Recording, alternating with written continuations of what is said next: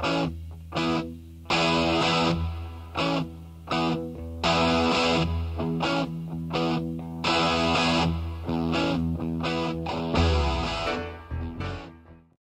guys, we're going to start out by taking a look at the first matchup of Week 6. You have got Corley's team, Michael Corley, 2-3, 8th-ranked team versus the Hornets of Shannon Smith, 3-2, the 5th-ranked team in the league. Let's start out by taking a look at the quarterback position. Now, normally, if you see Drew Brees in your starting lineup, you have to, two things come to your mind. If you are the opposing team, you're thinking, uh-oh. If you are the team who owns Drew Brees, you're thinking, oh, yeah, here we go. Always seems to be a factor of positive nature for you. However, going into week number 6, Drew Brees is going to be facing off against the New York Giant defense. Now, their defensive secondary not quite as up to par as they might desire, but that defensive line has been able to put a lot of pressure on opposing quarterbacks this season. And Drew Brees is a lot about timing. If he has a lot of time in that pocket, he's going to sit back there and pick you off one by one. But if he's getting that pressure from that defensive front, look for Drew Brees to have a little bit less of a spectacular day. Still capable of putting up some big numbers here in Week 6. But the matchup here at quarterback between the two groups here, Michael Corley coming in starting Jay Cutler. Now, who would have ever thought Jay Cutler, after week number 1, throwing 4 interceptions in week 1, would only have thrown 1 since. But Jay Cutler coming in here, going to be going to Atlanta. And Atlanta, I tell you what, after that bye week, Atlanta went into the 49ers and just shacked them really hard there. So it's going to be an interesting matchup between the two quarterbacks, Jay Cutler and Drew Brees.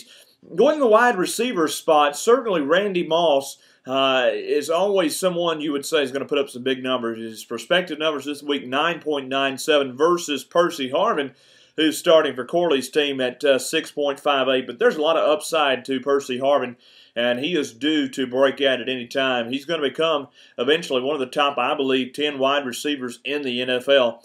Then you've got Roddy White. Now, Roddy White went off last week in a dominating fashion, and Roddy White for the Atlanta Falcons, that's the second starting wide receiver for the Corley's team. And then that second starting wide receiver for Shannon Smith's, the Hornets, is none other than Braylon Edwards, formerly the Cleveland Browns.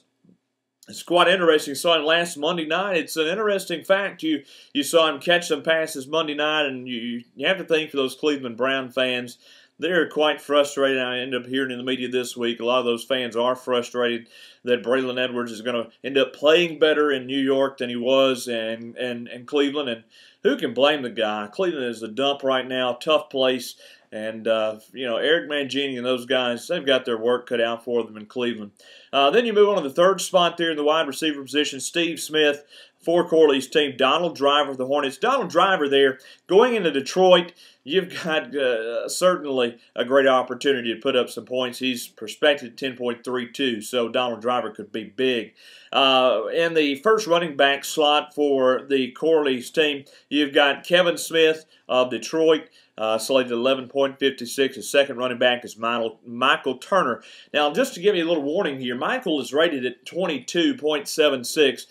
Anytime I see a running back in fantasy football rated for that high, it's almost like a head coach being given a vote of confidence by the team owner. You know that there's going to be a hitch there somewhere, and very often you don't see those running backs projected that high really pulling that high of a number. Sometimes it happens, but many times you end up left cold at the end of the day. So watch that 22 there. Will he pull out that full projected number? I doubt it, but it's quite possible he does. He could even blow that wide open. Then for Shannon Smith there, one of the interesting bench situations this week is Ahmad Bradshaw. Ahmad Bradshaw ran roughshod over the Raider defense last week, but it will be Jonathan Stewart making the start versus the opportunity for Ahmad Bradshaw. Cedric Benson also going to be starting, so Stewart and Benson, the two starting running backs there. That's going to be interesting. Ahmad Bradshaw is going to go back, I believe, as this season goes on. He's going to go on back to seeing his role, kind of like the role that the secondary running back had for the New York Giants last season, Derek Ward, who's now down in Tampa Bay. Then you've got tight ends Brent Selleck for the Hornets, and then you've got the tight end there for Minnesota also starting. I really have to just call that a dead-even situation. The tight end slot there, not really going to be a big deal. Kickers the same way this week. Defensively, though, I tell you what, Denver's defense has been playing well. Look for them to continue that, but they're going up against San Diego, who I believe, coming off of a bye week, is going to be a little bit stronger than they may have been the last couple of weeks. And New England, of course, they're still New England. So your prospective point totals, 102.42 for Michael Corley, 95.60 for Shannon Smith. Who's going to take the win? I tell you what, I have to go with the Corley's team this week. I think Corley's going to have one of those up weeks this week, but I tell you, it's all going to come down to a couple guys. I think it's really going to come down to Michael Turner if he's able to have a good week along with Jay Cutler.